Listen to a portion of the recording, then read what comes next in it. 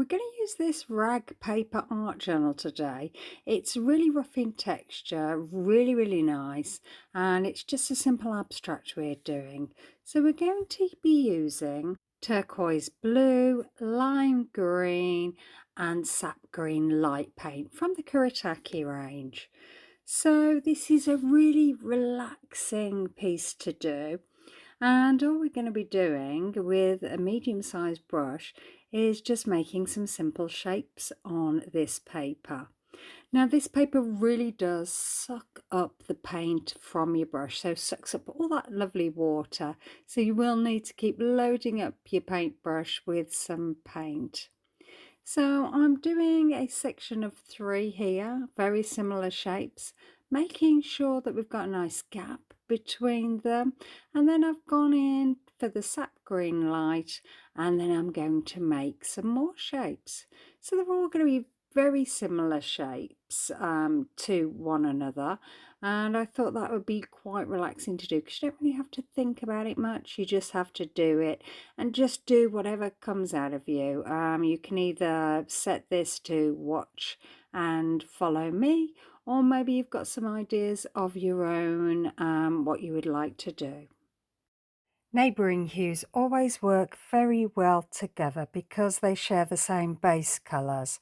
So this is what they call an analogue palette.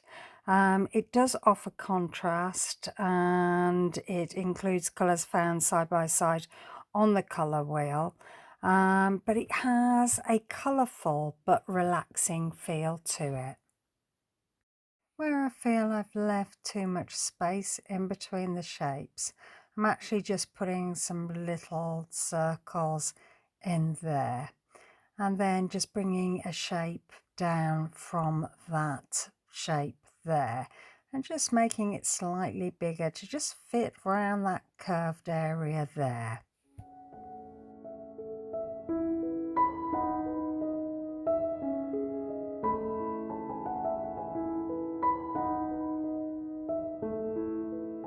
Whilst the paint is wet, still wet in some areas, I'm dabbing in some of that colour that we are already using.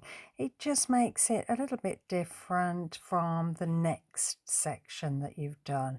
So it just sort of graduates the colour across the page. And it means that instead of you having the 3 colours that we started off with, you're actually making further colours along the way.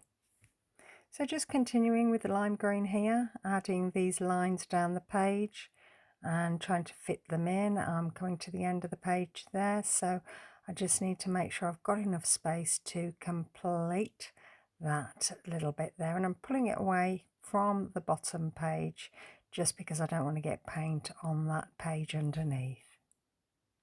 This kind of painting really does get you in the moment because you're looking at the space that you've got and you're making up the patterns as you go along, and you are just continuing down and just following around and thinking what other shapes would fit in with what you're actually doing. So it's really calming to do, and you're just there just looking at that page and making sure that you fill it up with lovely colour.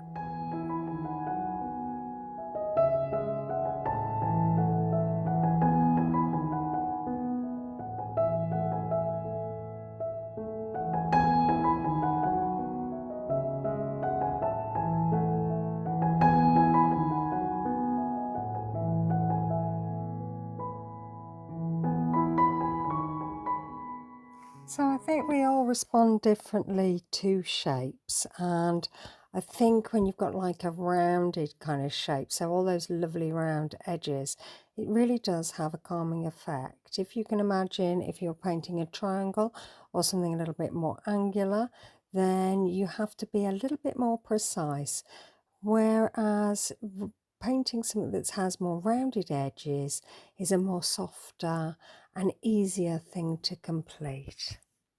So you may decide that these colours are not for you and you want to look at other colours.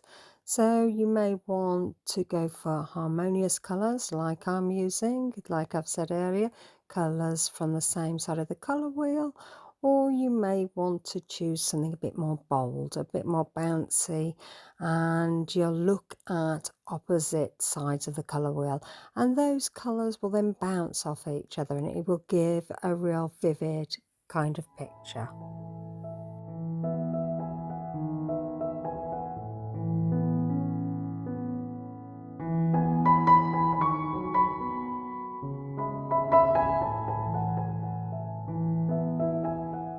Supplies that I use are listed below and they're for your convenience, so you can have a look at them, and you may be able to purchase these a lot cheaper somewhere else.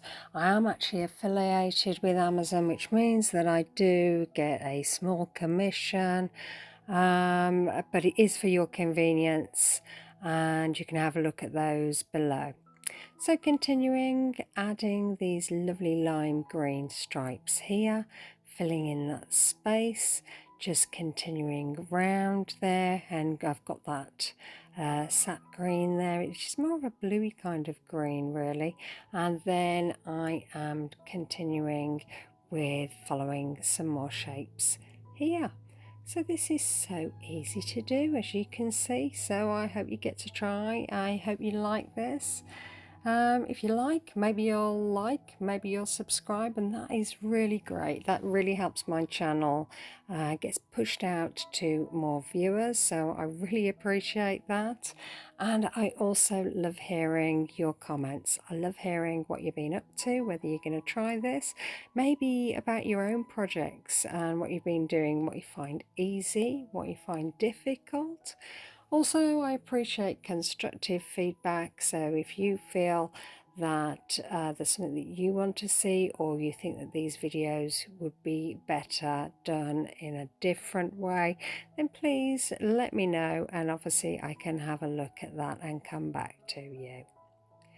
So I've got just a small bit of space here, so it becomes a little bit tricky. I have to watch that the watercolor paint isn't wet, because I'm sort of leaning my hand on that book, but luckily it dries really quick on this rag paper doodle art book.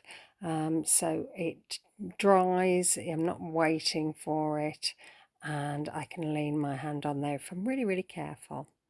So just finding those spaces there, filling in just where I can, and then I've got to just fill in these last little bits.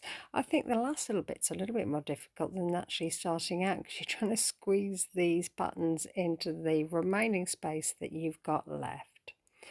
Okay, well that was really enjoyable. I hope you liked that, and maybe you can let me know in the comments, and I would love to see you again soon. Okay.